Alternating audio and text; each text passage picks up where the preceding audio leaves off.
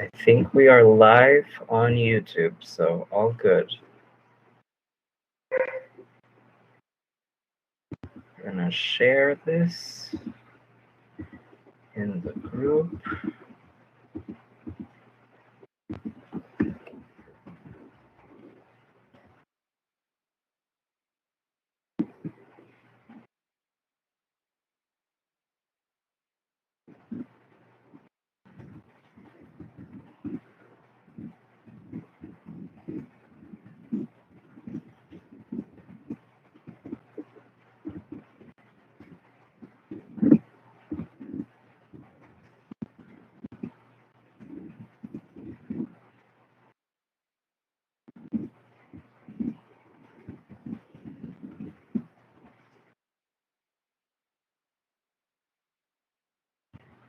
Okay, so I'm gonna give just a few, well, I was going to give 5 minutes, but 5 minutes have already passed. So we can start class. I'm going to share, well, not share, but I'm going to record because I'm pretty sure there are going to be a few people who will not be able to connect today because of the rain. And that's unfortunate, but you know, what can you do? Hello, Brian. How are you? You're the second one in.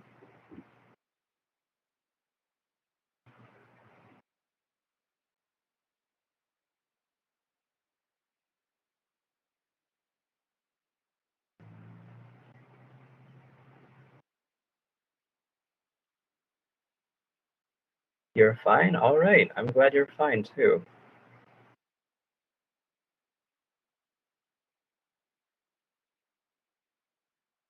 And you? I'm good. I'm good. I was telling Jason that it is really cold and the weather is really sad. The weather's perfect for listening to sad music because it's really cold and somber.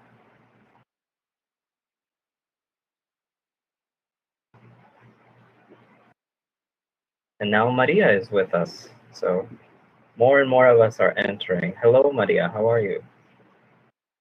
I'm not sure if you can activate your microphone, but that's all right.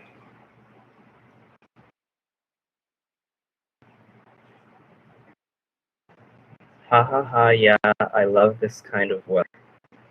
Yes, I like it too every once in a while. I like it when it's nighttime and it's this kind of weather. I saw you activated your microphone, Maria, but we couldn't hear you, so.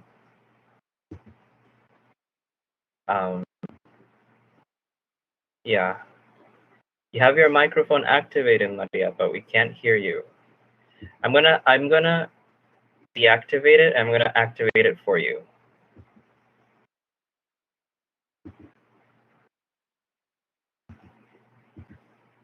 Okay, deactivate and activate. No, I'm sorry. I think it's something with your system, with the system you have, and that's why it's not working. But you're here, which is important. All right, everyone. So I think enough time has passed, and we're already recording, so everything's good. There are a few people who are missing that should connect later on. If there is anyone watching on YouTube, I can see the chat every once in a while, so please write your full name so I know you were there. And I know you saw the class, but YouTube sometimes glitches out and the live stream sometimes has a bit of issues, so please don't mind that. If the live stream ends for any reason, then let me know. If it just stops, then you can try again, and it should work. It should work. All right, so we're going to start today with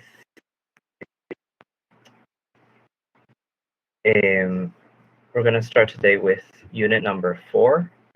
Now this unit is going to be focused on games. Now we're going to look at the picture, and after we look at the picture, we're going to discuss the question, all right?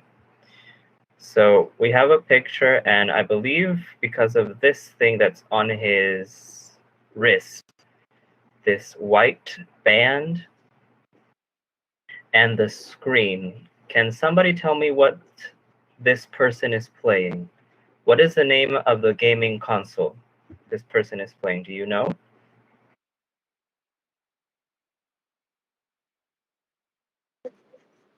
Is Wii, teacher?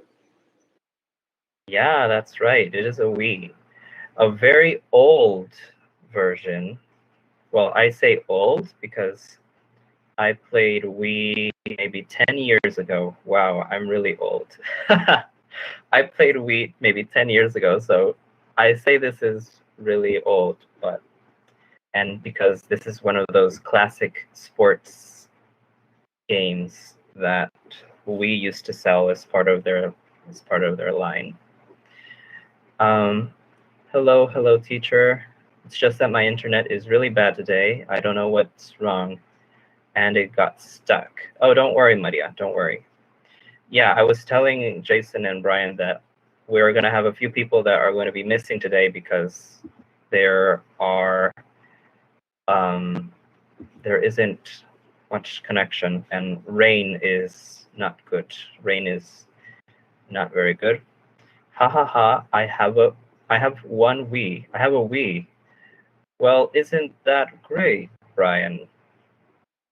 I I I've never had a Wii, but I used to have friends who had Wiis, so I would play with, on the console with them, and I liked it. I was really good at that one game. I don't remember what it was called, but I was good at this. Oh, I don't know how to say it in English. I don't know how to say it in Spanish, for that matter.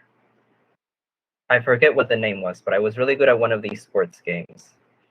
It was very chilling because, for example, here they're playing tennis, and if this white strap gets loose, then you're throwing that controller to your television, and it's not going to be pretty. But anyway, we have 4 spectators on YouTube. Hello, everyone on YouTube. If you are on YouTube, please write your full name down in the chat. That way I know you're here, and I know you're watching, and I know you're present. So write your full name in the chat. I believe it's supposed to be below the video. If you're on your phone, it's supposed to be below the video. Or if you're in your computer, it may be on the side. But if you are there, then please write your name. That way I know you're there. So we're going to, yeah, that's a Wii. And I believe this person is having a great time playing tennis. So what we're going to do today, it says in a group, but we're probably going to do this individually because we're very few people. Develop a simple educational board game and introduce the game to another group or another person. In this case, we're going to try to do this, which is our learning outcome. And I'm going to try to evaluate this as our first exam. Not first exam, but first big evaluation, because this course technically doesn't really have exams. It just has performance activities that are either counted with low percentage or high percentage. So we're going to try to do this. I'm going to try to leave this as homework if we don't have time. So the question is, how are games similar to real life? And here we have the Wii controller, the one that you would throw at your television.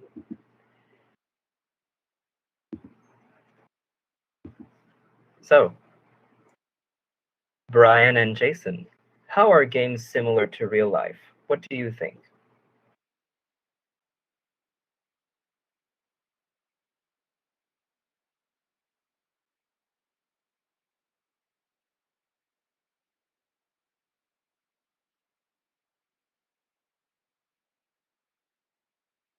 All right, we have a few people writing on the WhatsApp group.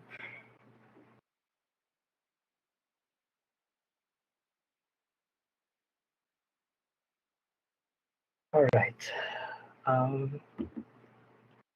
We don't have any spectators on YouTube so far, or I'm not sure if we do.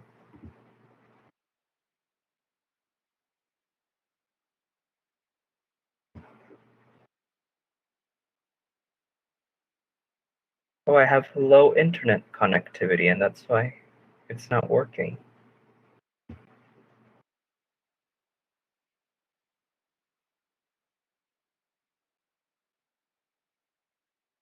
Profe, yo lo estoy viendo en YouTube porque no me entró a la aula virtual. Porque tengo el internet muy mal. Hello, people on YouTube. Not sure if you heard me when I said this, because I said it a while ago, and there weren't any spectators. I thought there were, but there weren't any.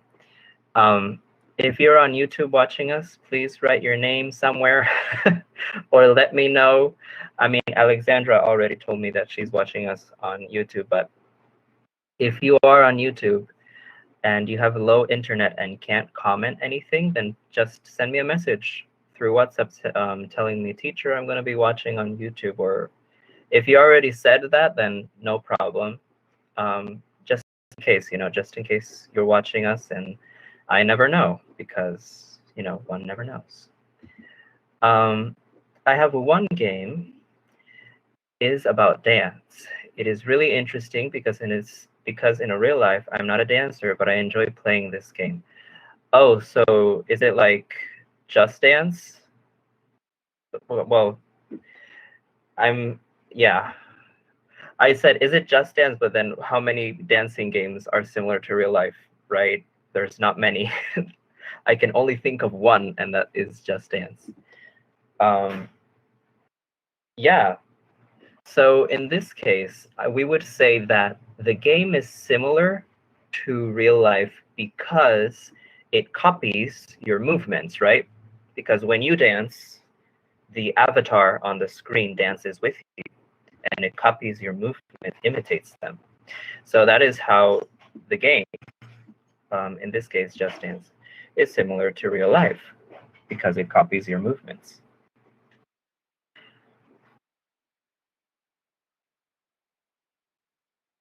So what other games are similar to real life?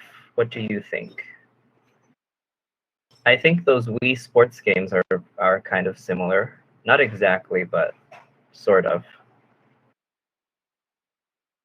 What about you, Jason? Do you think that are similar to real life, or that no, this is totally different, I would never do this in real life? Do you have any games? Do you play any games?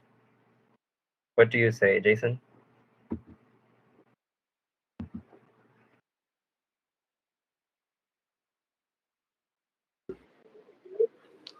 Teacher, for example, when you play in Wii, Yeah. or for example, when you play bowling, Uh-huh. you should imitate the same movements for Uh-huh. make a good points. I don't know. Yeah, you're right. You're totally right. In fact, once technology moves forward and we get older, right? And technology keeps advancing and advancing and advancing and advancing. The line between real life and game becomes a little blurred. That means that you have things like virtual reality, where you are in a virtual world supposed to look real, right? And everything is supposed to imitate or copy the movements of a real life game. So in that way, we would say that games would be similar to real life, right? Maria says, teacher, in case I don't play any video games, so I have no idea. Well, I'm kind of on Maria's side because I don't play games. I used to play those with a few friends, but that was, like I said, almost 10 years ago, a long time. So I don't do that anymore. And I don't have any gaming console, so I can't play games. I usually play games on my phone sometimes, but not many, not many. So in this case, I wouldn't be able to answer this with my own experience because I don't play games. I play games on my phone sometimes, but I'm not good at video games, so I don't like them. I'm not good. Brian says, I used to play Pokemon, Super Mario, and Super Smash Bros., but I think these are a little far of reality. Yes, they're very fun. I think I've played them like once in my life, but they are fun. But yes, they are a little bit far away from reality. So we have two situations. We have some games that are similar and some games uh, that are rather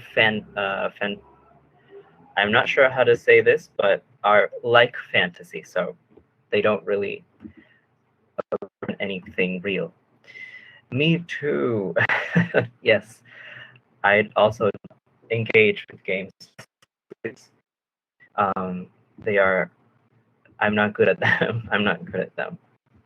So we have a few questions, and we're going to discuss them really quickly because we need to start with today's unit. But the first question is, life is a game. Do you agree with this statement? Why or why not? Well, personally, I'm going to answer this myself. I think life is a game, but it's not as fun as a normal game would be. Yeah, I think that sums up. I think life's a game, but it's not a fun one. Or at least one doesn't make a fun game. I'm speaking a lot, so I don't know. What do you guys think? What is your opinion? Do you agree with this phrase? Life is a game. What do you think? What is your opinion? Hello, Chris. I'm glad you could be here today with us. Thank you. Awesome. So, everyone, what do you think of the quote? Do you agree life is a game? Is it not?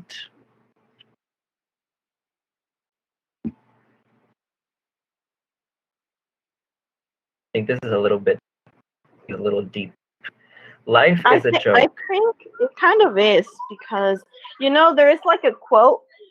Let me think. Let me try to remember. It was something like it says something like don't take life too serious because you won't get out of it alive or something like that. Yeah, So I think you just have to kind of just live your life, try not to hurt others, yeah, try to help everyone when you can, and don't take anything personal because yeah, there's a lot of people out there and they're always going to talk about something and mm, you want to make everyone happy. So just live your life and, you know, just don't take anything personal. So I think yeah, it's probably not like a game, but you shouldn't take it as serious, really. yeah. I think that's a really healthy way of looking at it, and I agree completely with what Chris says. I think that people who view life as a game so strongly tend to take things a little bit too much in their own hands or have this complex of, all right, things don't work out exactly how I want it to, then it's not working or I'm not playing the game right or whatever. And I don't think life is that simple, or I don't think it's healthy to look at it that way. Um, so I think it's a really mature stance, and I agree completely with Chris that, yeah, I wouldn't life is a game, but you can make it a game if you take it too seriously and if you take things too personal and you know conspire and other things against people because you take the game too seriously or whatever. But life is a joke, Brian. Yes, sometimes it can feel that way also. I like that. Life is a joke. Maybe it's not like a joke, but yeah, you shouldn't take it Yeah, personal. Anything, nothing. No. yeah, exactly. Sometimes it can feel like a joke, but life has. I mean, I used to think I try to view things with with balance. So, sure, life has its dark parts, but it also has a lot of things that we might take for granted. Right. I like to see it like as an adventure, like something like that. You learn from the bad experiences, and everything happens for a reason. I believe you learn from every experience you go through, and everything changes. Like everything, your life will not be as it is today. It won't be like this in 10 years. It'll change. It keeps changing. So you Yeah, shouldn't worry about it too much. exactly, exactly. And if life were only, rose-colored, I think we would get bored. And I'm not saying that we should suffer to be happy, but if we don't have a learning experience that we might view as negative, then we don't have any opportunity to grow with it. So, again, what Gabby says is interesting. Gabby says maybe it is similar to a game because you have to follow different rules. I do think that the quote "life is a game" comes from the fact that in certain principles, you can draw similarities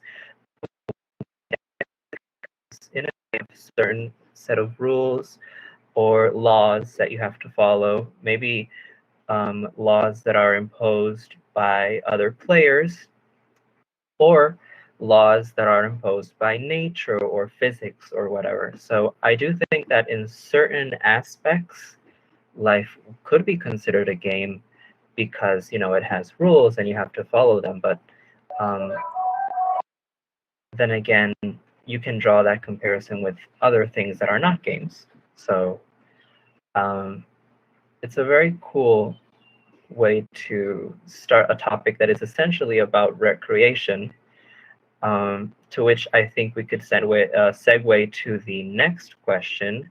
How much time do you spend playing games? Well, we already know the answer Maria has for this, and myself, we do not play games. I don't play games usually because I don't have time. And when I do have time, I prefer watching a movie or reading something. And I'm not saying that to sound smug or, you know, sound more intellectual, but it's just that I'm not good at games, so I don't find them entertaining. um, what about you guys? I mean, we already know Jason and Brian play games. Um, what about Chris? What about you? Do you play games? I don't think you have.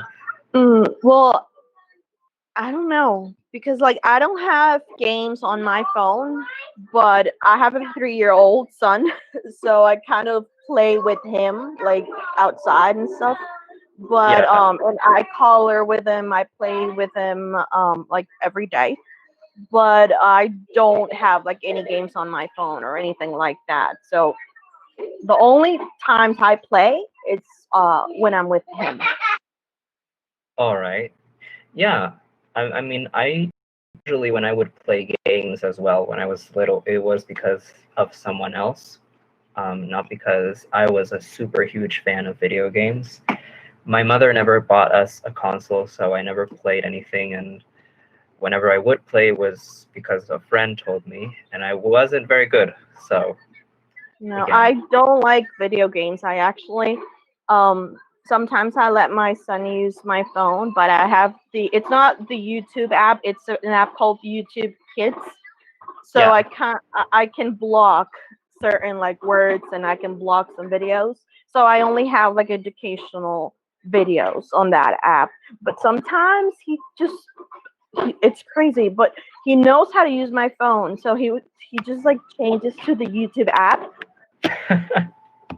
and I see him playing on YouTube like a video game online, and I'm like, no, so I had to delete the app.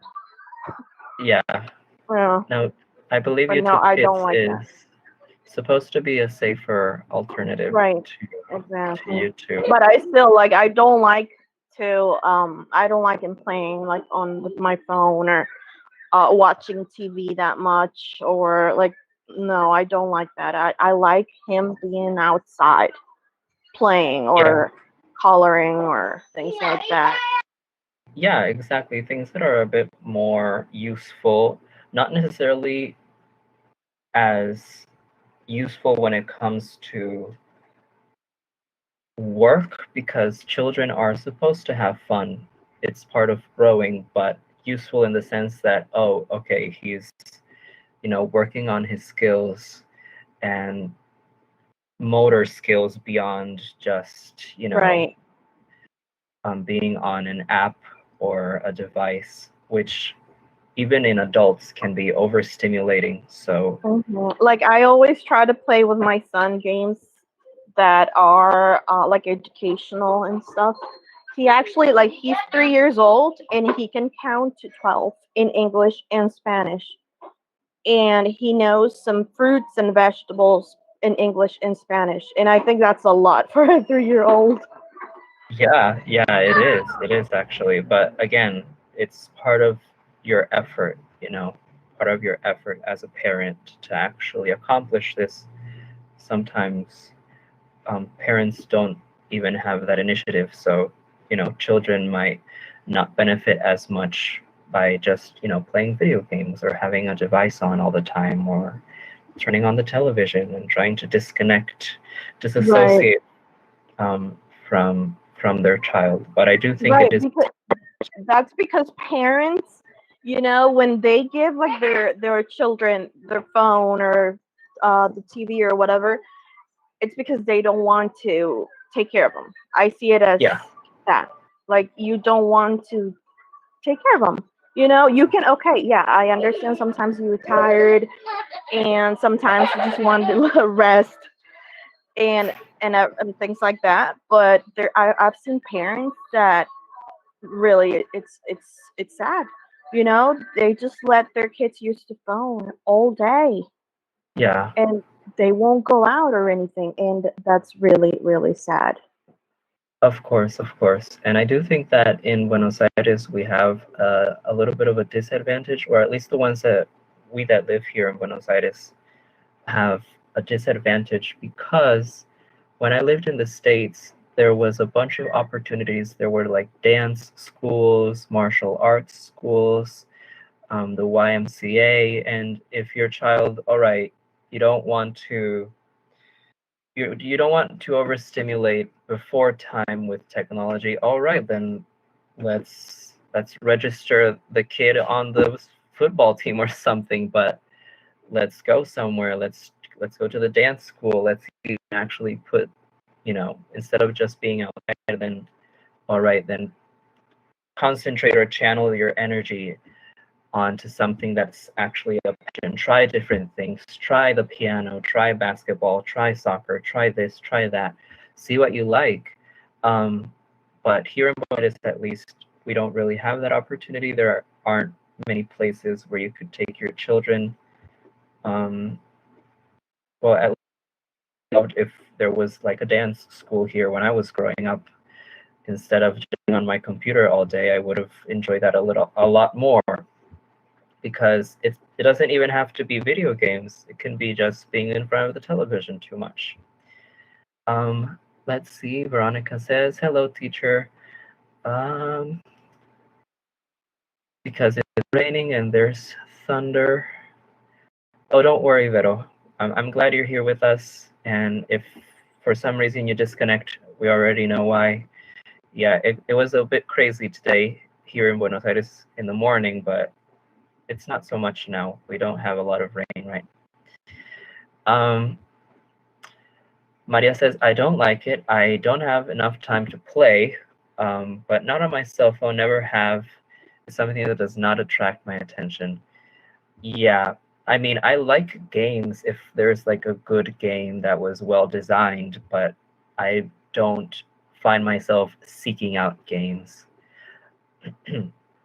Gabby says, unfortunately, as technology increases, I believe that people are wasting much time on video games instead of talking to each other, communicating verbally, socializing. Technology is making life easier, but also making us strange people. We do not know what real feelings of people are. Yes, I do agree. I agree with this statement, though, again, I try to see things with balance. So I don't like the traditionalist view on technology, or the fear mongering that sometimes goes on when people talk about technology, that it's going to ruin our lives eventually. No, I think technology is something that, first of all, is unstoppable. We don't really have a say in the advancement of technology, but we can control how it affects us personally. So I do think technology is necessary. I do think it can be really useful and it can help a lot of people, but it can have a negative effect, just like anything else, right? We must take things in moderation. Brian says, when I start to play a new video game, I spend a lot of time, around 3 hours a day, but currently I don't have time to play video games. Yeah, you're like me when I start like a series. I can't stop. If I start a series, I have to finish it, because if it's really good, I can't wait between episodes. The final question says, look at the photo, what is the man doing? We actually discussed this first off the bat as soon as we entered class, which we already established is playing Wii Sports and is about to throw this white controller to his television and is not going to have a nice time. I'm not saying that because it happened to me. I'm saying that because it can happen. It can happen. All right. So we have a little discussion here. What games did you play as a child? Which were your favorite games? What games do you play now? Do you have any board games? If so, which ones? Well, we already discussed enough about that second one. Games are fun to play. What are some other ways to play games? All right, I think we should tackle this first question. What games did you play as a child? Which were your favorite games? So this is in general. I would like to do this because sometimes we hear game, and since technology is so big right now, we think video game, but not necessarily. We can talk about, games you would play outside. When I was little, I played Mario sometimes, but my favorite games would be tag. Now, I used to say tag when I was little. That's how people would call it. I believe here in Costa Rica, people say anda for some strange reason. I'm not sure why you would translate it that way, but anda it is. Those were my favorite games to play. What were yours? It doesn't have to be a video game. What were your favorite video games or normal games you would play outside or inside or whatever? What were they?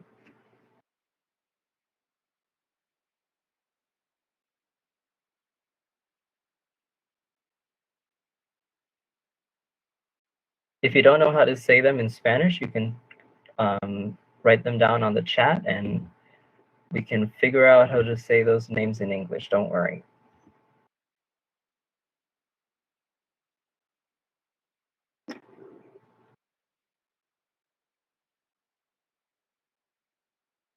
Hide and seek was also big. I'm just remembering. I used to like playing hide and seek. Since I am small, I used to be really small as a kid, so I would climb on the roof or something, or fit in a really small hole, it would be really easy. Nobody would ever find me.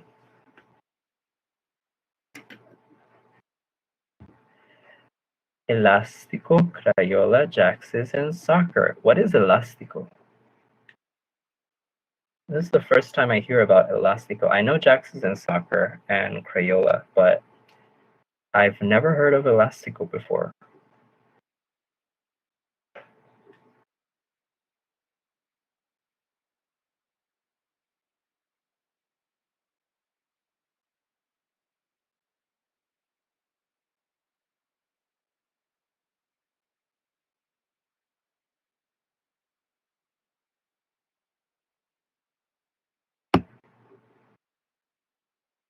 Also, while you guys are writing down on the chat, this unit, excuse me, is supposed to be about, all right, how do we learn language, or how can we learn language through games?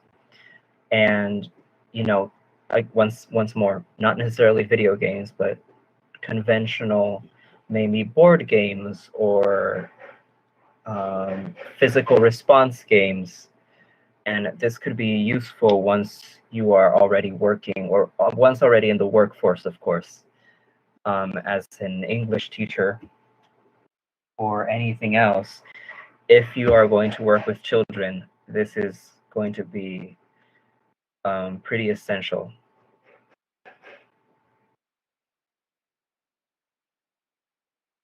Yeah, never in my life have I heard of elástico. I think I can guess what it is, but I'm not gonna know unless you guys tell me. The third question, excuse the background noise, everyone. I'm gonna close this door. Give me just a second.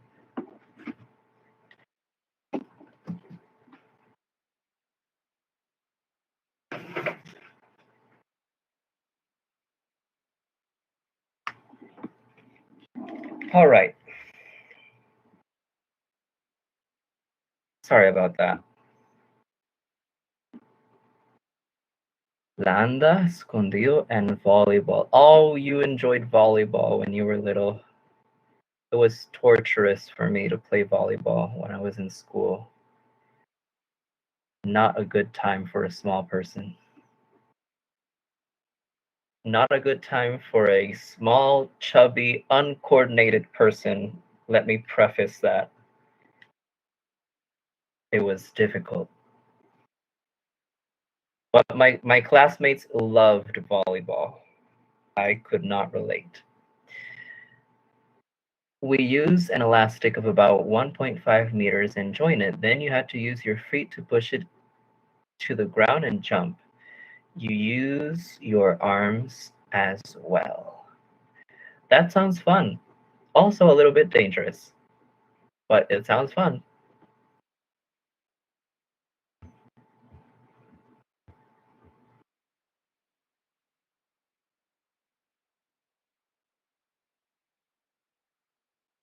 All right. Jason says, congelado, veo, and soccer. I loved congelado. It was kind of like the bougie version of anda. But we didn't play it a lot. We weren't really good at it. Yeah, those are all awesome games that I played at least once. Now, let me ask you this. Games are fun to play. What are some other reasons to play games?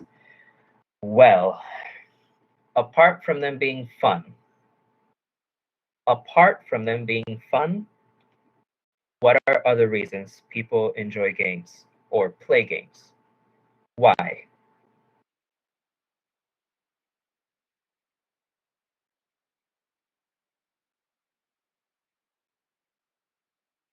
Congelado reminds me of an episode of Chavo el Ocho. Oh my god. I think I know what episode you're talking about. I can't remember, but I think I know. So, everyone, what are some reasons people play games?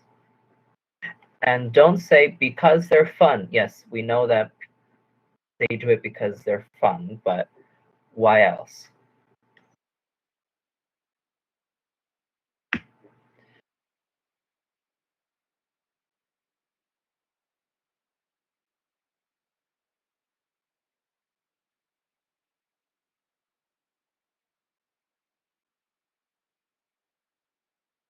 Blanda, congelado, and hidden. I remember that I broke my arm playing hide and seek. You broke. How did you break your arm playing hide and seek, Maria? Or did you break your arm playing anda? That would make sense if you broke your arm playing anda. How did you break your arm? How would you break your arm playing hide and seek? It's a very interesting story now. Let's see if we have anything on YouTube. All right, we have 3 spectators. Cool.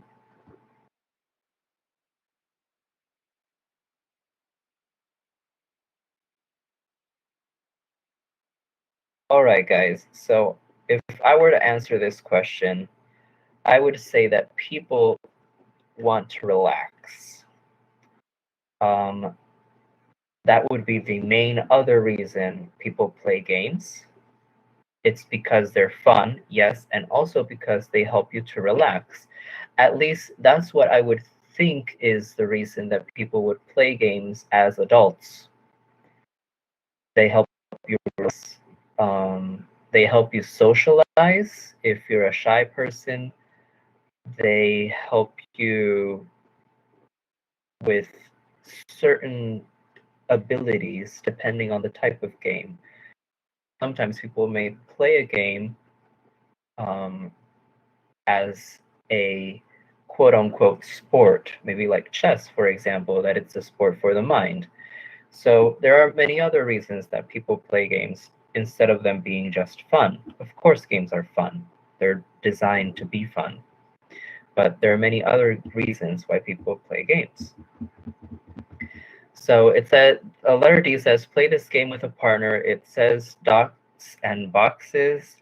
I'm afraid since we are not in our physical classroom right now, we're not going to be able to play this. And we can look at the instructions a little bit to maybe this can give you a little idea once you are in the classroom of a game to play with your kids. Draw a large square. Draw a grid of dots in the square. The grid is 3 rows of 3 dots each.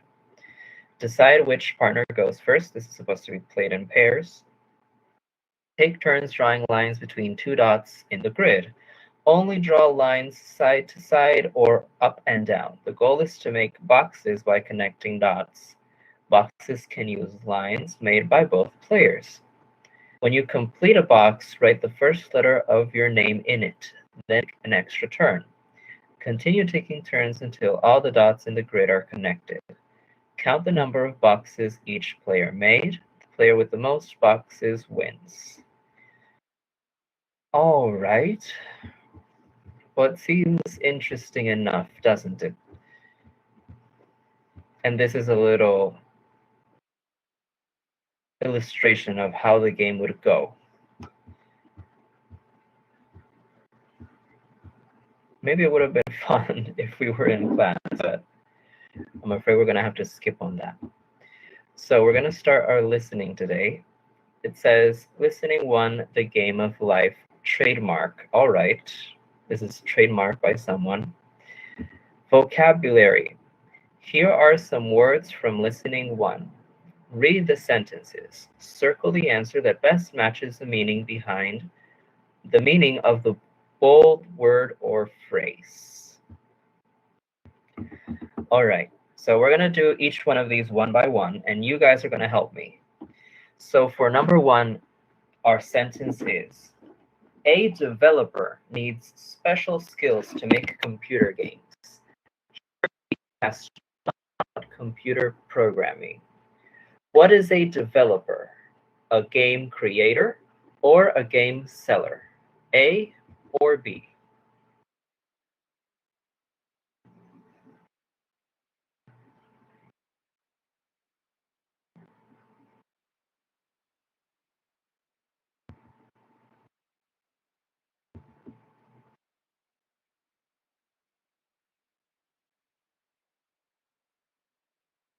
Teacher? Yeah, tell me, Brian. What is it? I just see the page 77.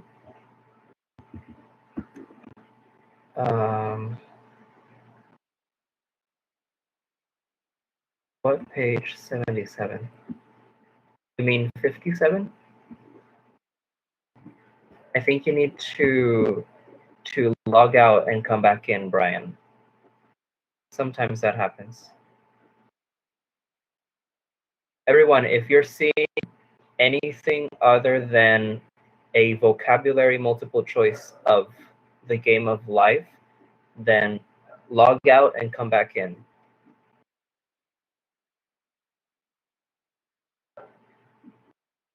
So what is a developer, everyone? Is it A, a game creator, or B, a game seller?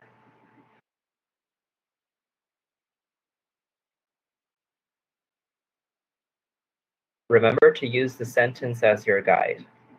A developer needs special skills to make computer games.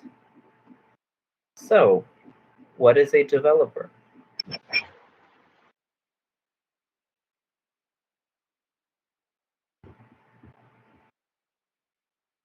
A, yes, it's a game creator, because the first line says a developer needs special skills for what? To make computer games. So if a person is making a game, you could say, oh, he's a creator. So letter A, you're correct, Jason. A developer is a game creator. And we're going to mark that. A, game creator. All right, let's read the second sentence. It says, I don't need an instant answer to my question. You can tell me next week.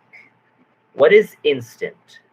Is it A, correct, or B, immediate?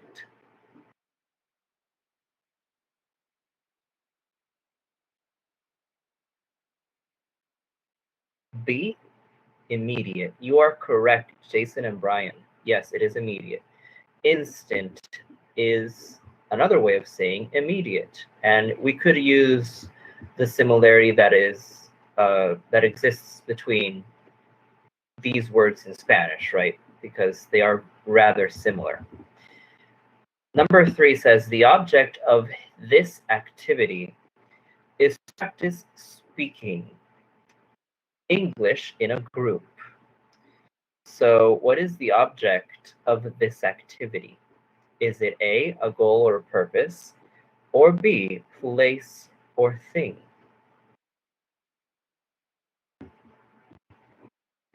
All right, everyone is A. You are correct. In this context, it would mean A. Let me say that people usually do not say object, though. People don't say object. And that is something that is interesting because in Costa Rica and in many Spanish-speaking countries, we say objetivo, and in English, object. So we go around saying, oh, the object of my project is this and this and this. And object isn't exactly the term that you would use in English. You would say goal or purpose. Goal and purpose is more popular than object to refer to an objetivo, as you would say in Spanish. So I would say goal more than I would say object. Number 4 says, firefighters and police officers show great bravery. They do dangerous jobs every day to help other people. What is bravery? Is it A, quality of not being afraid of danger, or B, quality of having many skills? What do you think?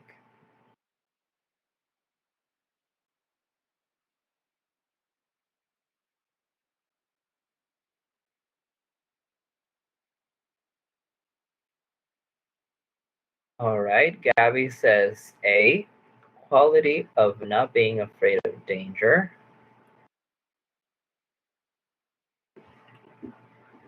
Let's see. Brian says A. Let's see what Maria and Jason say.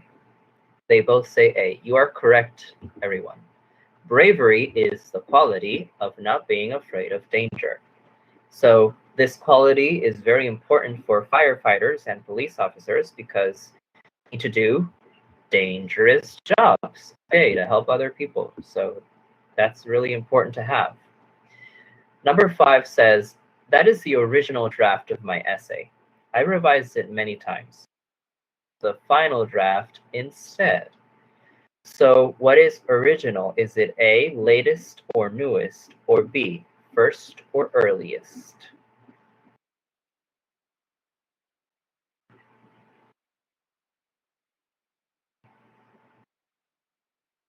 All right.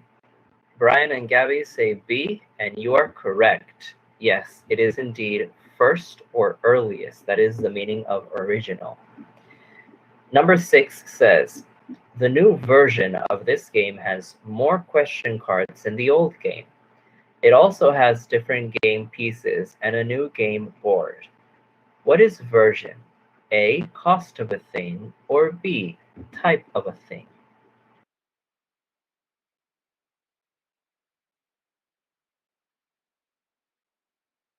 All right, let's see. I believe Brian and Gabby say B. That's right. Type of a thing. That is what version refers to. Now, everyone, you might ask, teacher, why are we looking at these words? They're so easy. Why this vocabulary? Well, everyone, this vocabulary is something that we're going to have to use later on for more complex activities. So please remember these words and try to use them in the activities that are going to be coming up next. We have number 7. I need to update my computer. Many of its programs are old and slow. I can buy new ones that work better and faster. What is update? Make more current or modern, or make bigger or taller?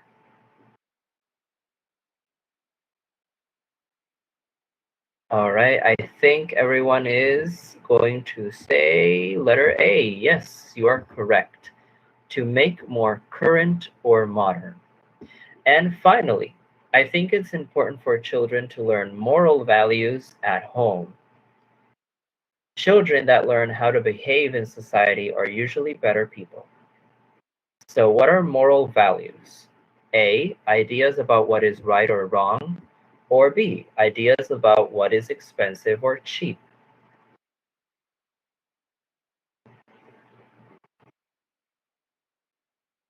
All right, Brian, Gabby, and Jason all say letter A. Yes, you are correct. Moral values are ideas about what is right and wrong.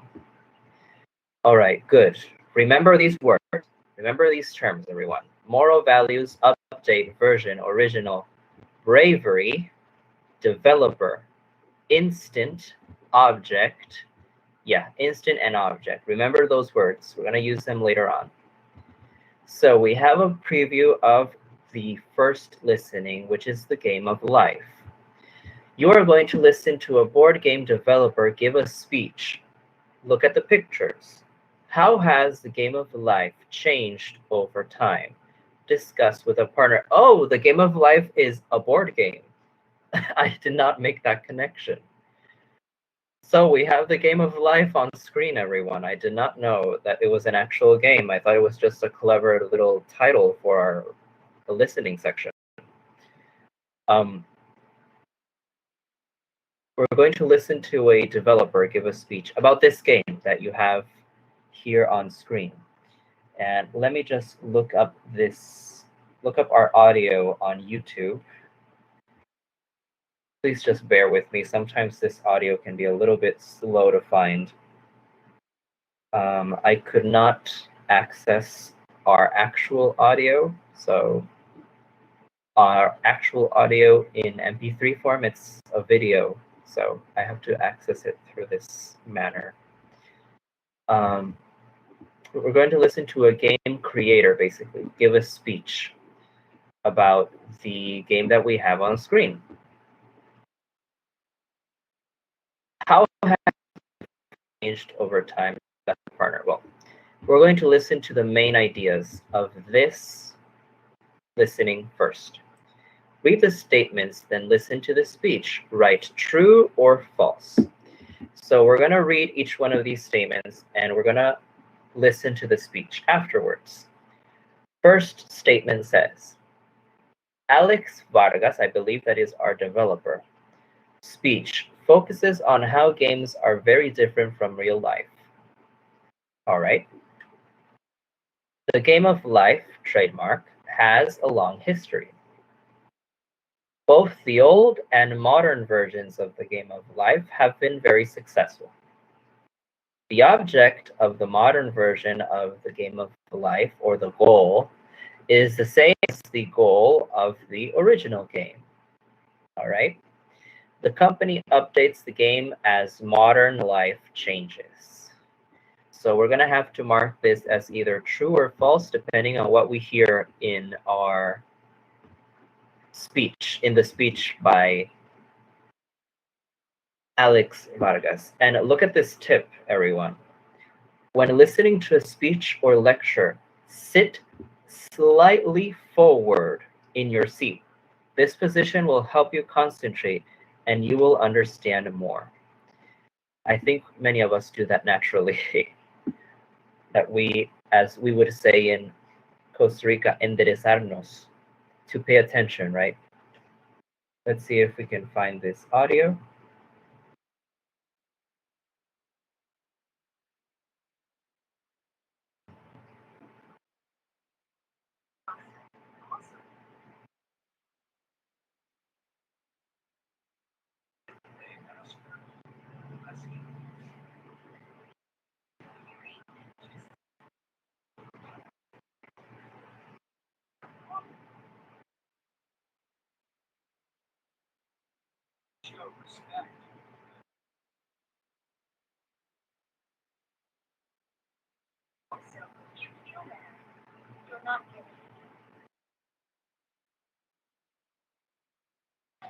All right, we have an ad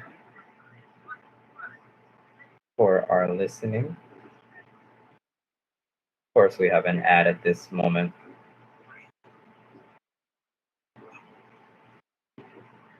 There we go.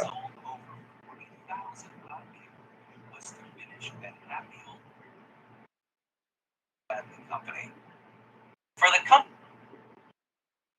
my name is. Rules you need to learn and follow. All right, let's pay attention, everyone. Listening 1, the game of life. Listen for main ideas. Page 60. Good evening, ladies and gentlemen. My name is Alex Vargas, and I'm a board game developer. Thank you for inviting me to this meeting of the Board Game Club. Tonight, we're going to see how games relate to real life. I'm going to introduce you to a new game that I'm working on now.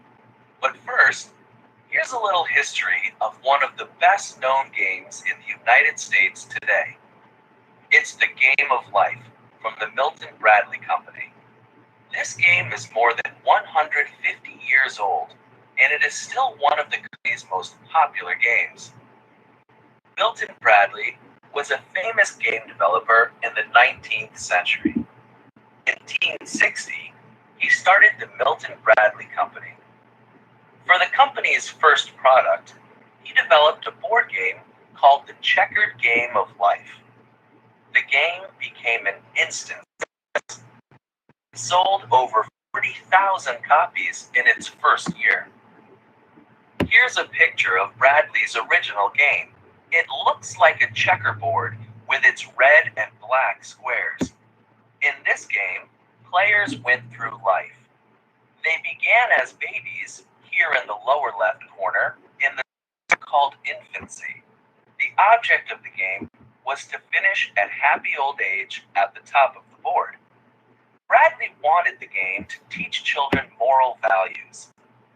Players got points for landing on good squares like honesty and bravery. They lost points on squares like prison and crime. Milton Bradley died in 1911, but his company continued. Years later, in 1960, the Milton Bradley Company published a new version of the Game of Life to celebrate its 100th year. That game is very different from Bradley's original game. The object of the modern game is to get the most money and end on the millionaire square, not happy old age. There are no spaces with moral values. The company updates the game every few years because of changes in modern life.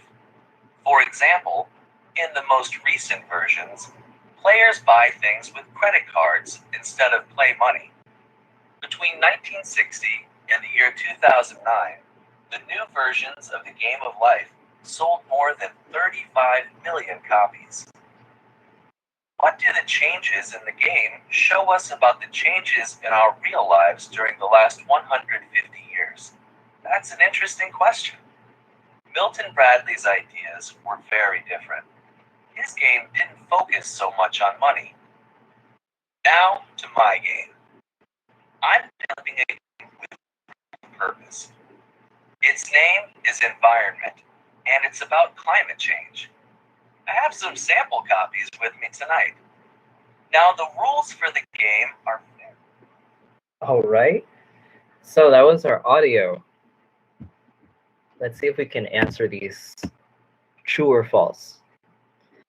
So for number 1, we have Alex Vargas' speech focuses on how games are very different from real life. Is that true or false?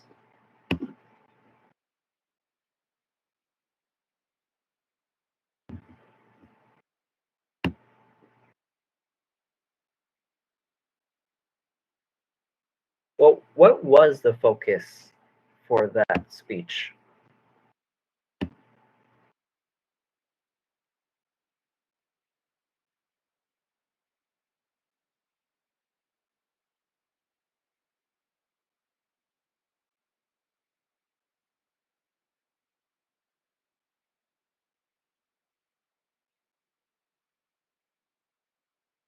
I would like to listen again. Sure.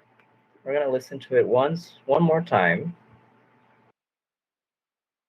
I ask because we're going to have to listen to it once more for the details. And bravery. Let's see. First, always rules you need to. All right. Let's pay Listening attention. 1. The Game of Life. Listen for main ideas. Page 60.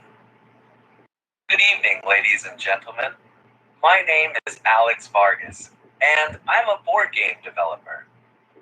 Thank you for inviting me to this meeting of the Board Game Club. Tonight, we're going to see how games relate to real life. I'm going to introduce you to a new game that I'm working on now. But first, here's a little history of one of the best-known games in the United States today. It's the Game of Life from the Milton Bradley Company. This game is more than 150 years old, and it is still one of the company's most popular games. Milton Bradley was a famous game developer in the 19th century. In 1860, he started the Milton Bradley Company.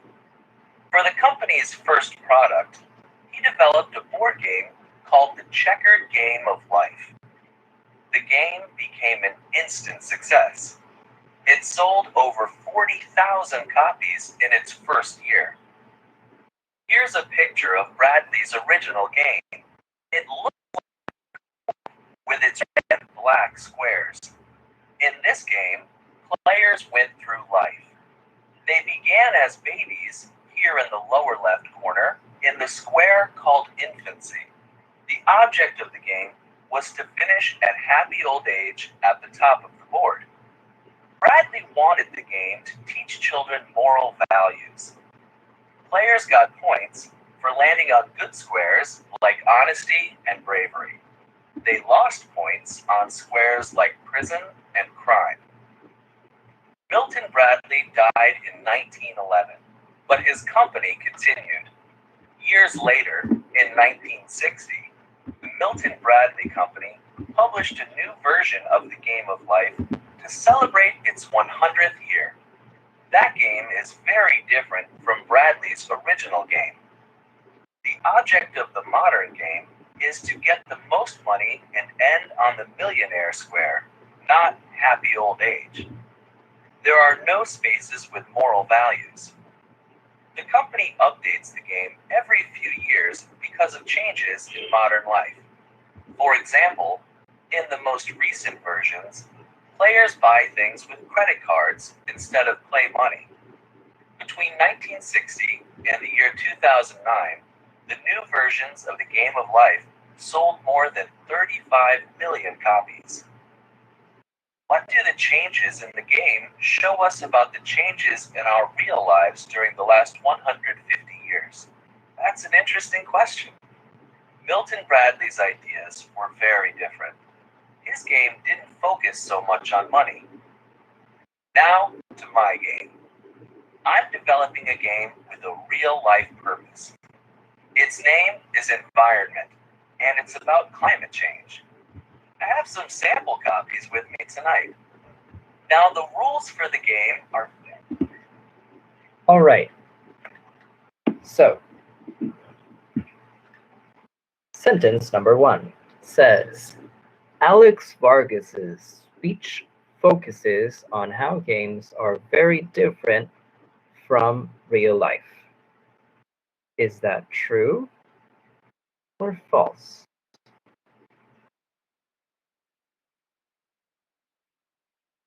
All right, Brian says that's false.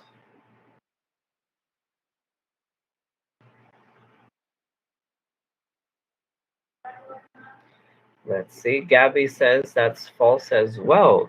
You are correct, guys. This is false.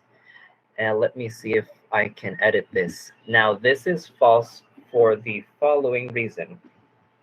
This speech focuses on how a game, like the Game of Life, which is the one we have up here, has changed over time from 1860 to 2009.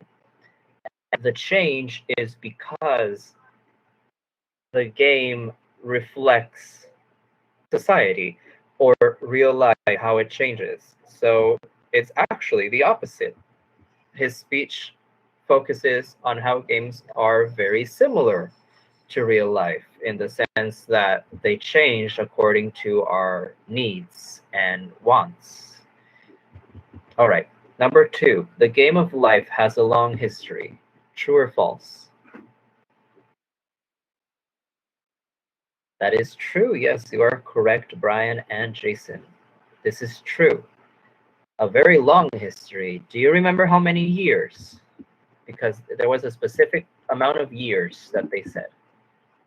How many years has the Game of Life been in development?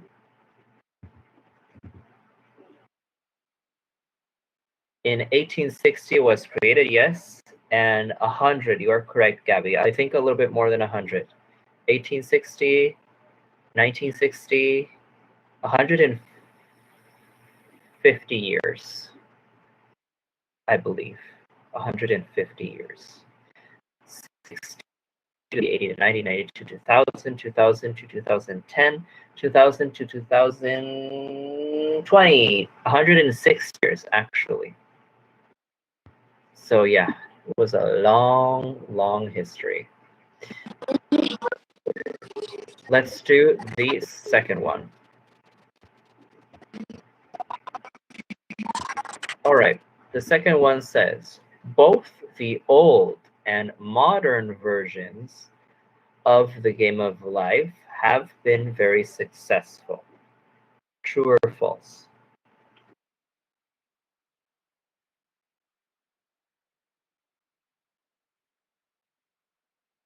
True, yes, this is true. And we can say this is true because of point number 1. If the game was changed to reflect society and how it was, then of course it's going to be successful now because people have changed it to make it more popular, right? Number 4, the object of the modern version of the game of life is the same as the subject of the original game.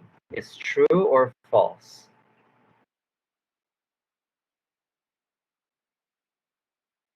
This is false. You are correct, guys. This is indeed false. Now, this is false because the modern version of the game of life focuses on money, right? And on obtaining said money. What was the focus of the original? What did the original focus on?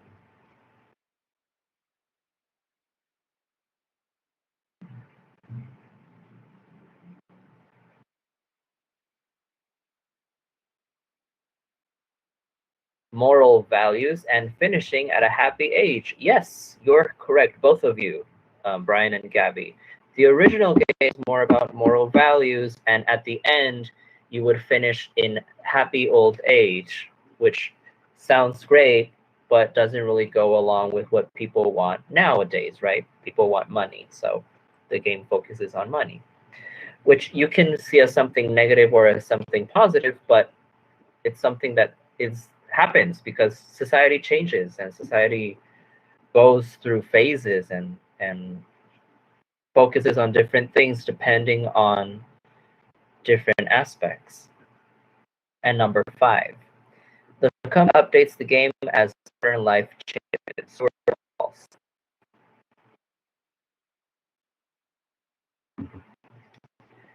This is true. Yes, you are correct, guys.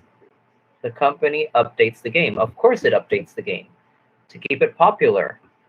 Because if it were about moral values and dying at a happy old age today, nobody would buy it because people are not interested in that anymore.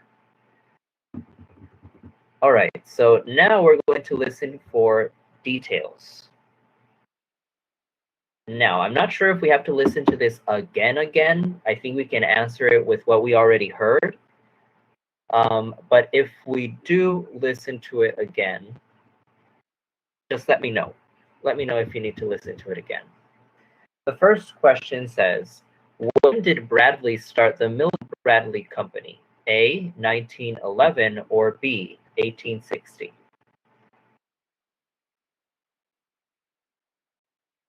B, 1860. Yes, you are correct. In 1860 exactly. What colors were the squares on the board for the checkered game of life? A, red and blue, or B, red and black?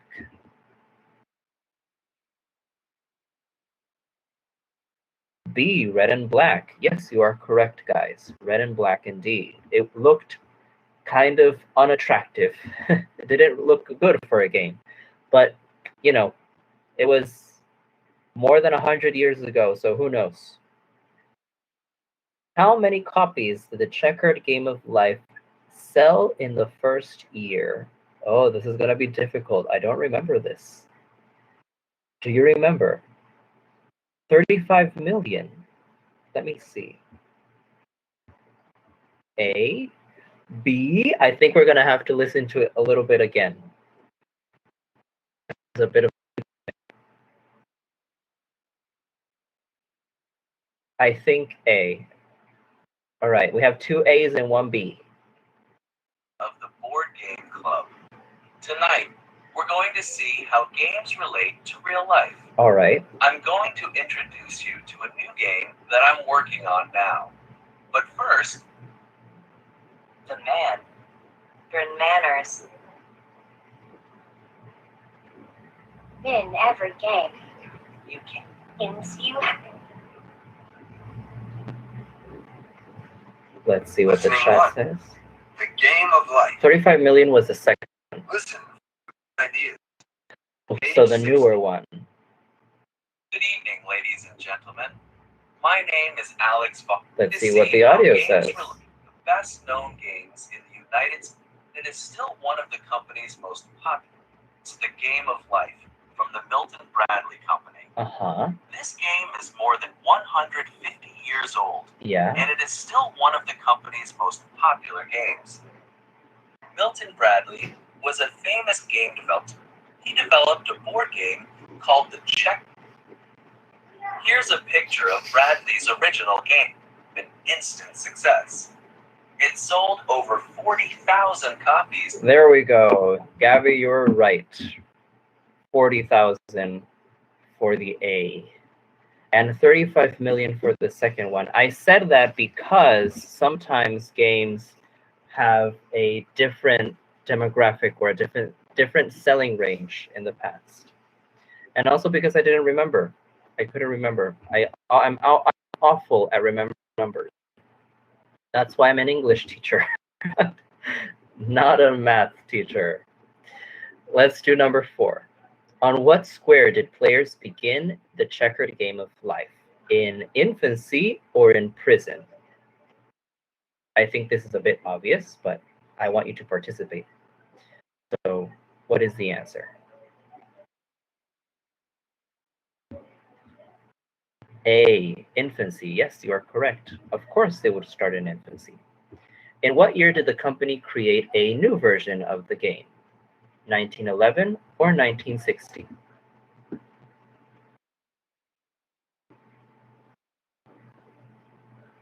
1960.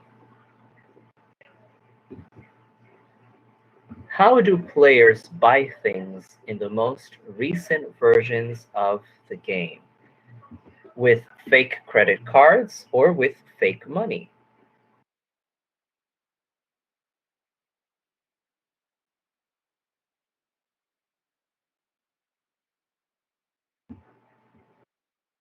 A, with fake credit cards? All right.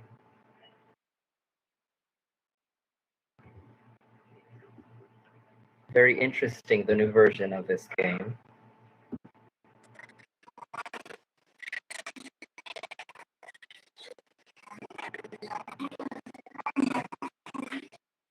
Let's do number 7. Where do players end in the modern version of the game of life? At the happy old age square or at the millionaire square?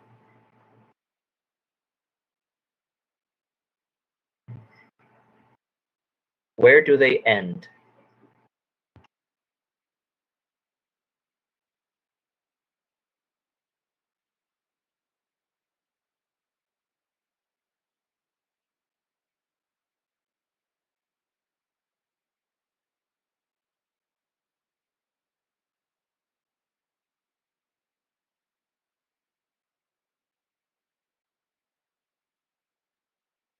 At the millionaire square. That's right.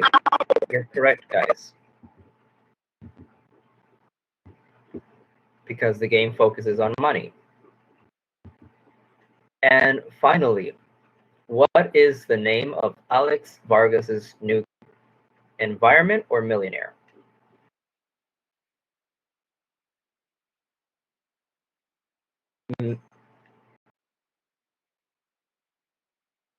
A, environment. Yeah. So Alex is trying to make a game that's a bit more real and also helpful, right?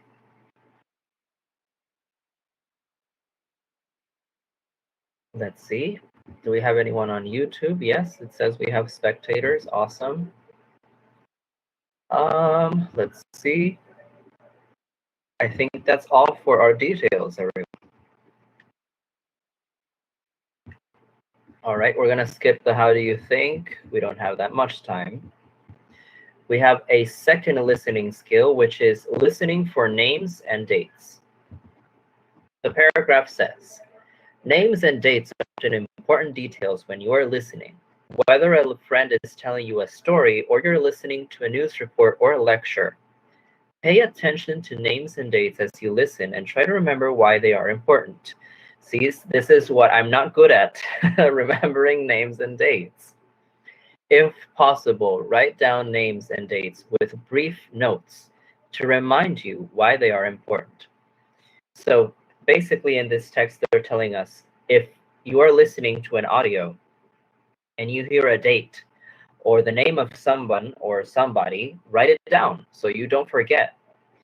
do a little note so you don't forget about it. This is rather important when you're working, especially teaching, because it helps you to be more efficient and work faster. All right, we have 7 spaces that we need to fill. Let me see if I can make this a little smaller. A little bit too small. How about there? I think that's good. Yeah.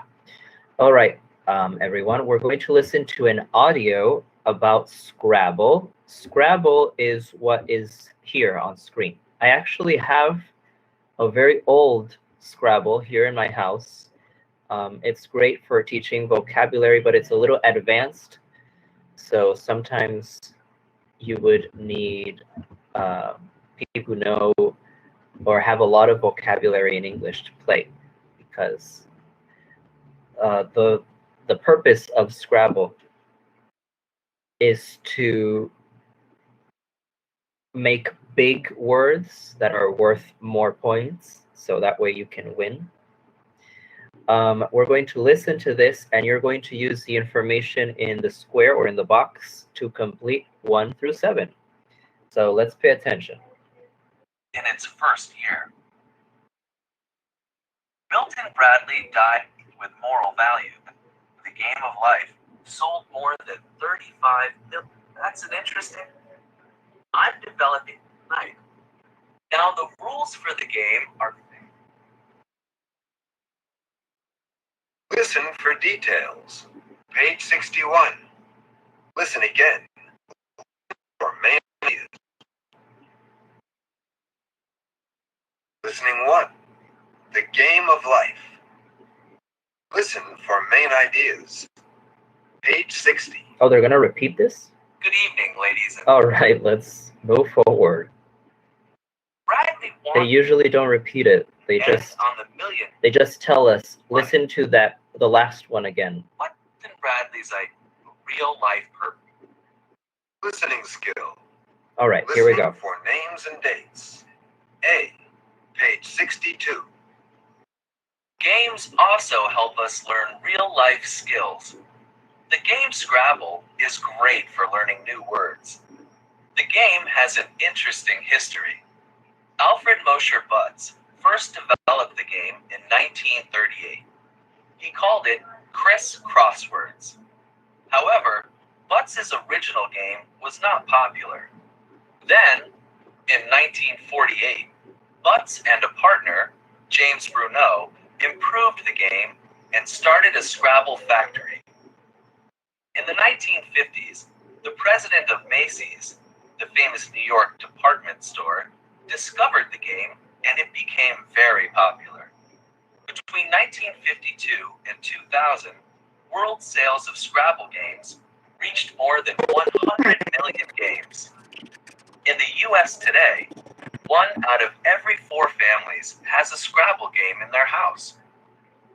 The first World Scrabble Championship was in 1991. Every 2 years, there is another competition. It takes place in different cities around the world, from Washington, D.C. to London to Mumbai, India, and others. A player named Michael Cresta has the record for the highest number of points for a single player in one game. He scored 830 points in one game in 2006.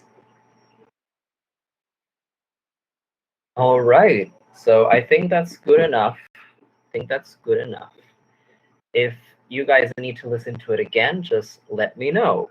But let's see if we can figure this out just with what we have here. So, when did Alfred Mosher Butts invent Scrabble? In what year? Did you write it down?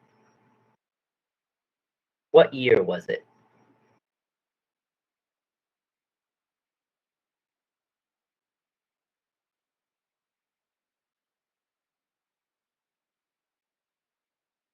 (1938). Yes, you are correct, Brian. In 1938, indeed.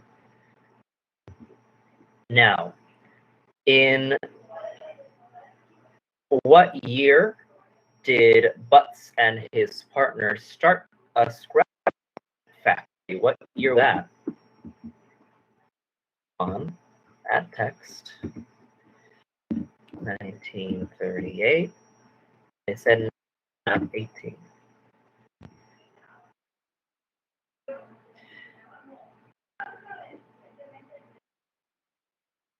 Do you remember the name of Butts' partner? Who was Butts' partner? It's in the box. It's in the box.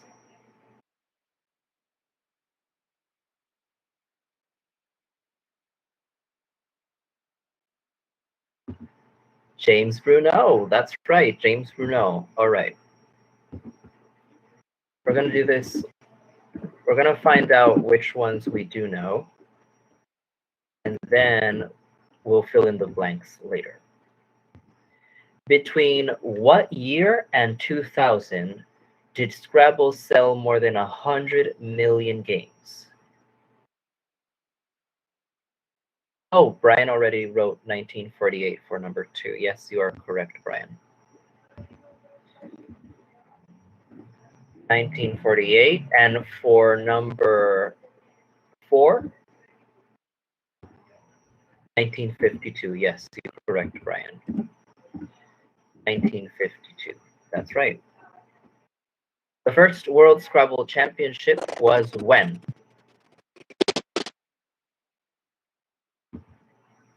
(1991). You were correct for 1952, Gabby, and also 1991. Yeah. You guys are good. You guys are doing really good. 1991 indeed. Who holds the official record for getting the most points in one game of Scrabble?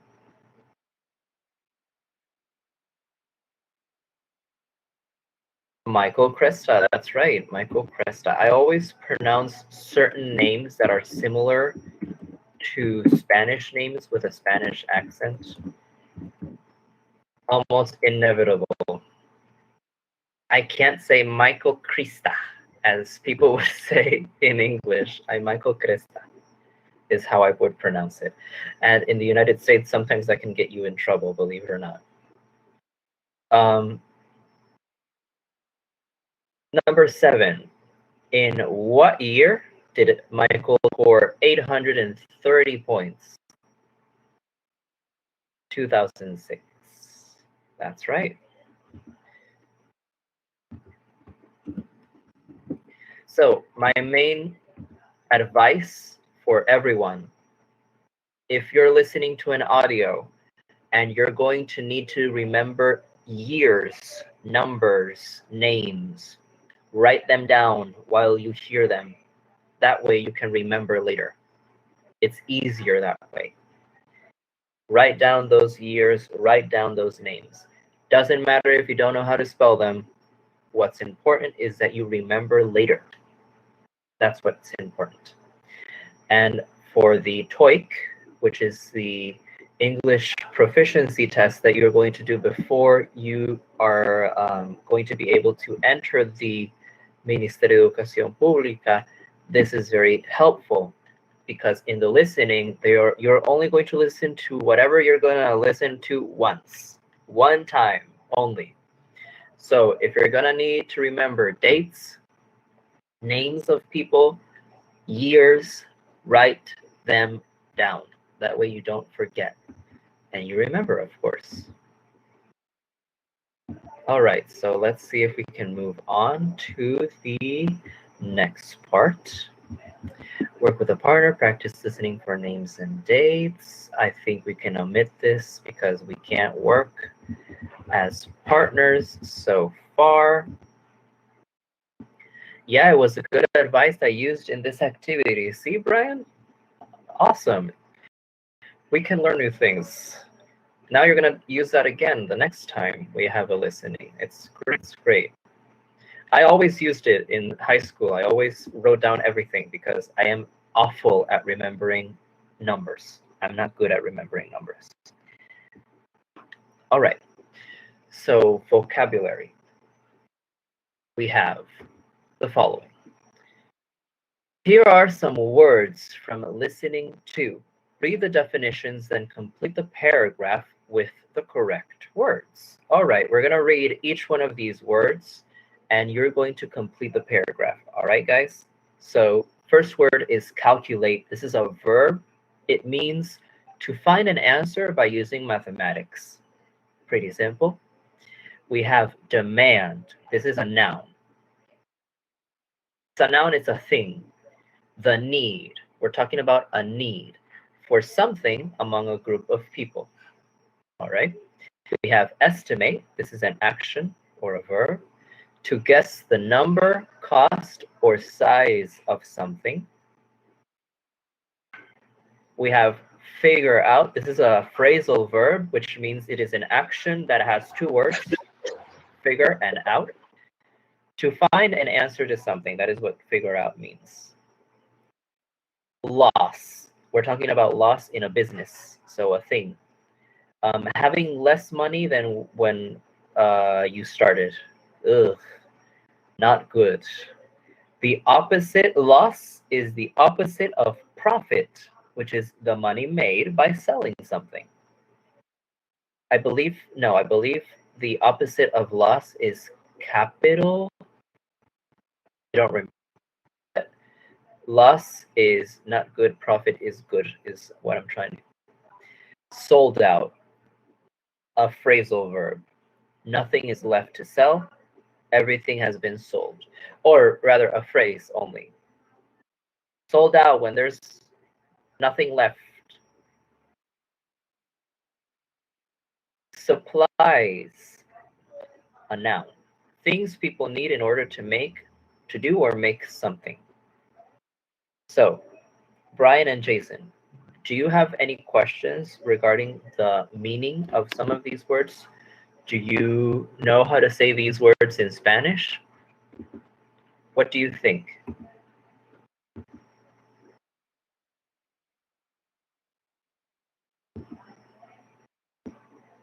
Is there any word you say, no, teacher, I have no idea how to say this in Spanish, I don't know what it means? Or are we good?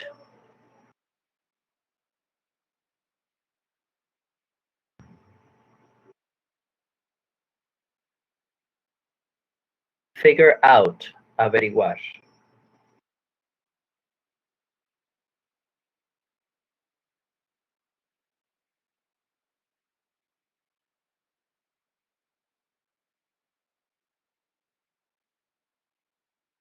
Yeah, basically that's what figure out means. Figure out, averiguar in Spanish.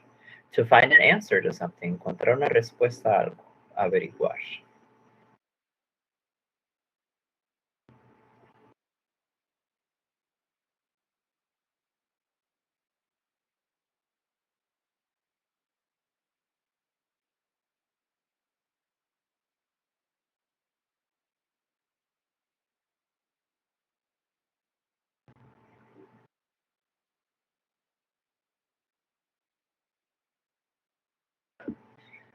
¿Tiene algún otro significado? Figure out.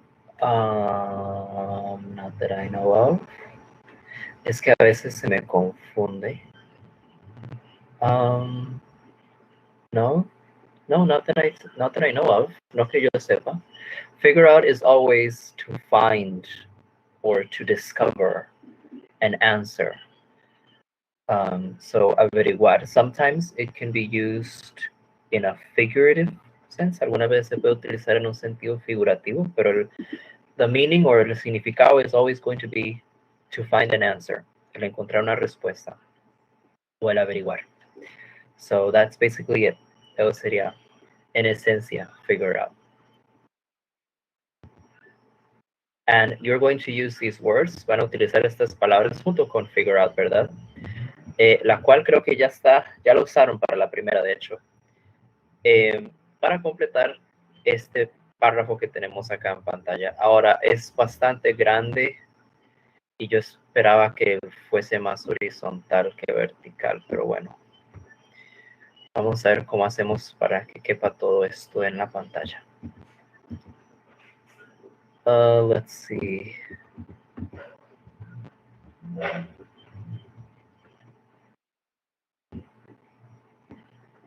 All right, now we're going to do the following. Vamos a dar unos 3 minutes, maybe. 95. Oh, come on. Yeah, 3 minutes or 2 minutes. Vamos a dar 2 minutos para completar esta primera parte del párrafo junto con las palabras que están en el recuadro. Y, bueno, sería bueno que apunten todas las palabras del recuadro, ¿verdad? Para no tener que estarnos devolviendo. Y después de estos 2 minutos, entonces pasamos a la segunda parte del párrafo que está en la siguiente página. You can do it, guys. Come on. Let's work.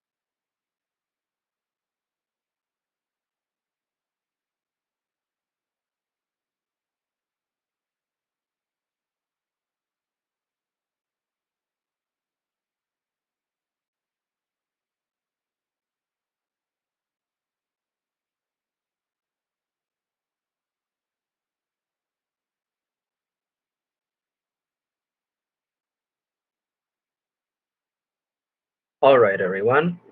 Let's move to part 2 of this paragraph. Remember, our words are calculate, demand, estimate, figure out, loss, profit, sold out, and supplies. This would be our part 2. This is pretty short, so I can give you maybe 2 minutes again.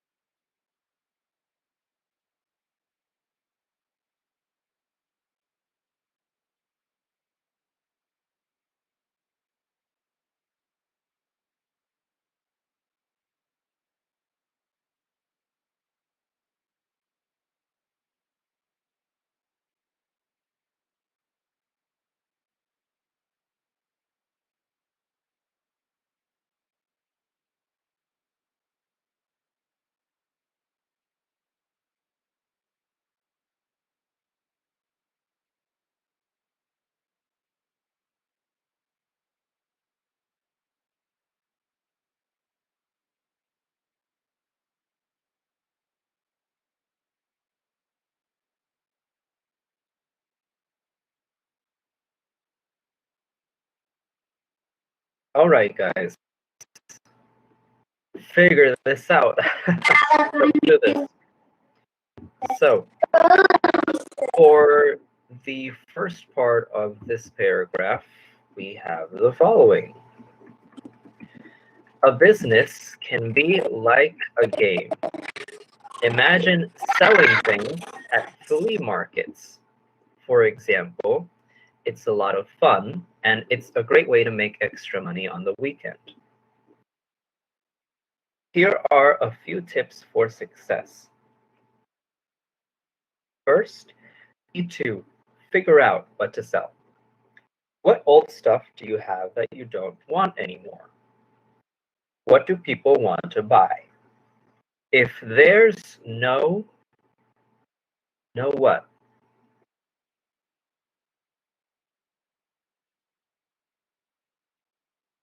Demand. For old coffee pots, for example, don't bring any. Very good, that's right. Number 2, demand. Well, I believe it's right. Let's see if when we complete the rest of this paragraph, it stays that way. The only you need to have are a box for the money. The only what?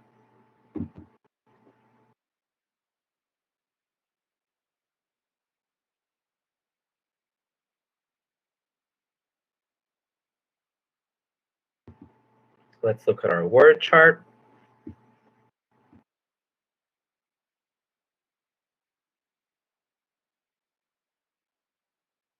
The only what, everyone?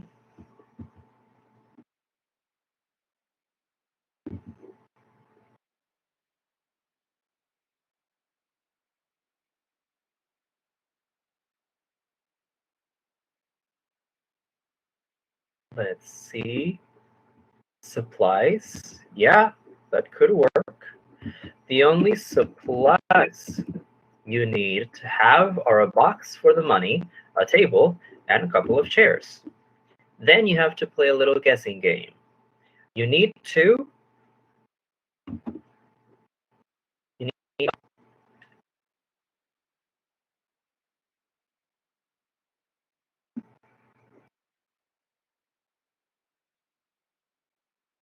estimate or calculate. Oh my God. Very good competition on that fourth one. Let's see. You need to calculate what people can pay for your items and put a price on each one. Don't make the prices too high or too low. You need to estimate what people can pay for your items and put a price on each one. I think it's estimate. I think. But. This number 4, what goes here is a verb. So let's see what verb we have up here. Calculate verb, estimate verb. All right. I'm going to say estimate, but calculate could also work. But estimate sounds more natural. So I'm going to use estimate.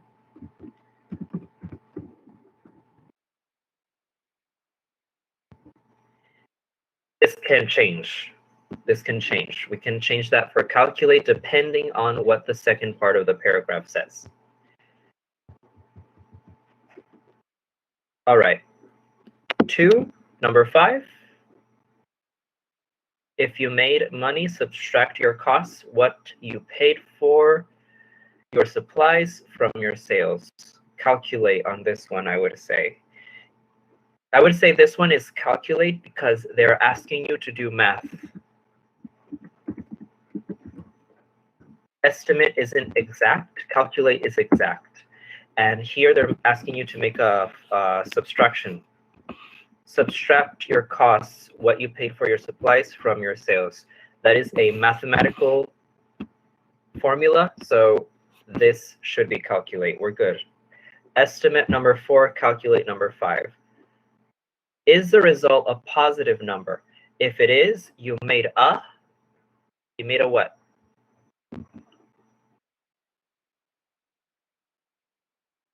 Profit, that's right.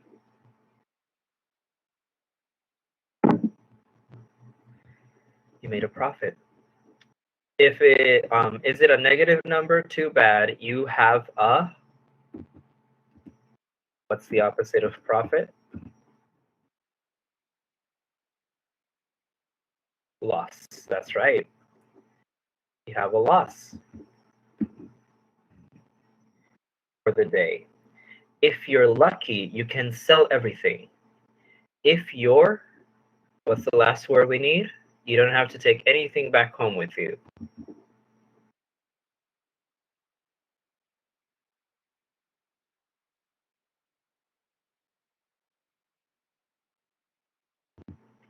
Sold out. That's right.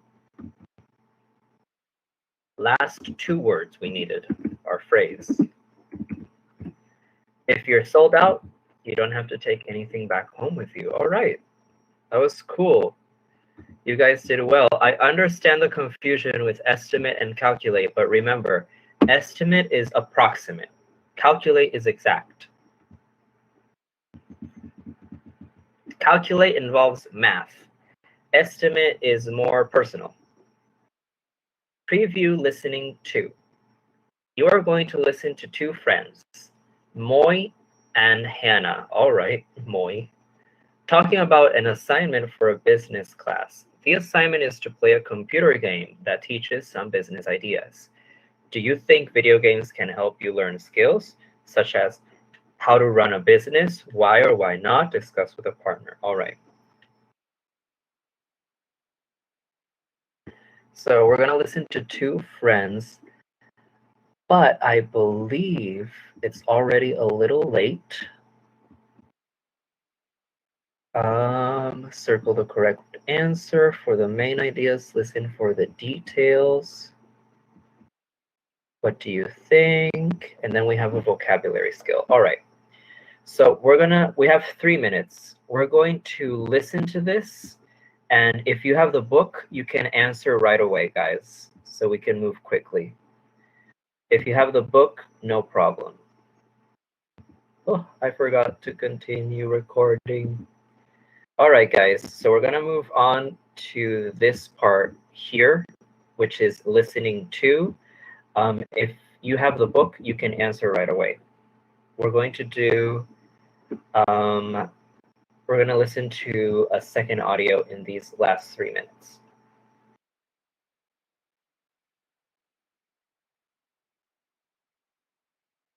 Listening to. Business is a game. Listen for main ideas. Page 64. Hi, Moy. What are you doing? I'm doing my assignment for my Business 103 class. You are not. You're playing a computer game. No, really. This is my assignment. It's called the Lemonade Game. You're kidding. What a silly idea. It's not a silly idea at all. Look, here's how it works. As a player, you imagine that you are going to start a lemonade stand to make some money. You have $20 to start your business. This first screen gives you a list of the supplies you need to buy: paper cups, lemons, sugar, and ice. At the bottom of the screen, it tells you what the weather's like for the day. That helps you estimate how much you should buy. This is especially important for the ice and lemons. Any ice you don't use in one day will melt. If you buy too many lemons on a hot day, they can go bad. Right. I suppose there will be more demand for lemonade on a hot, sunny day and less demand on a cool, cloudy day. Can I try it? Sure, go ahead. Here's the screen for supplies. Just click how much you want of each thing. Okay. I ordered my supplies. What's next? Next, you click OK and go to the next screen. Decide on the price for each cup of lemonade. After that, you need to figure out how many lemons and how much sugar to use in each pitcher of lemonade. People prefer lemonade with more lemons and sugar, but that also makes it more expensive. Try using 5 lemons and 4 cups of sugar in each pitcher. Okay. And I think 25 cents for each cup is a good price. No, don't charge 25 cents. I think that's too expensive. Try charging 20 cents. Well, if you say so. Oh, look! People are buying the lemonade. They're saying, I guess they like it. Uh-oh. Now the sign says, sold out. Looks like I didn't make enough. Yeah, too bad. Now watch the screen. The program calculates how much you sold and your profit or loss for the day. Oh no! You only have $18.46. You lost $1.54. Sorry. Maybe 25 cents was a better price. Yeah, I told you so. But anyway, this is just a simple game. How can you learn about business from this? A real business is much more difficult. Well, the game is simple, but the decisions are the same as the ones you make in a real business. How much will it cost to make a product? How much should you sell it for? What do people want in the product? And so on. True, but I still think a game is way too much fun for a homework assignment. After all, this is a university business class, not kindergarten. But business is fun. Besides, it's better to practice with a computer lemonade stand than to lose real money on a real business.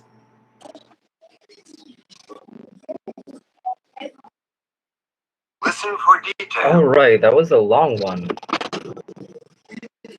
Really, really, really long. I did not expect it to be that long, everyone. Anyways, that was just a little preview for this multiple choice that we have to do later on. We're going to go to recess, and after we go to recess, we're going to listen to it again, and we're going to answer each one of these questions. So 30 minutes, everyone. 30 minutes. If you had to eat or have dinner or something, then go. 30 minutes for recess.